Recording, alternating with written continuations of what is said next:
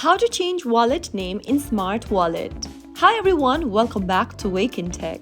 Today in this video, we are going to be learning how you can easily change the name of your wallet in Smart Wallet application. Whether you've entered the wrong name during setup or simply want to update it, this guide will walk you through the correct and safe steps to change your wallet name in Smart Wallet. Unlock your device first and then open up the Smart Wallet app on your device. Make sure that you are logged into your wallet, and once you're inside the home page, tap on the wallet drop-down at the top left corner. All of your wallet will be displayed on the page.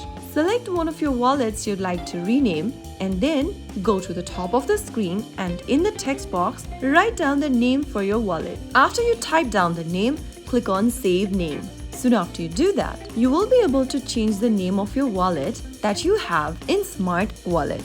Changing your wallet name in Smart Wallet is a simple process when done through the official app. So, if this guide helped you, feel free to check out our other Smart Wallet tutorials for more easy and genuine tips. I will be back again in the next episode.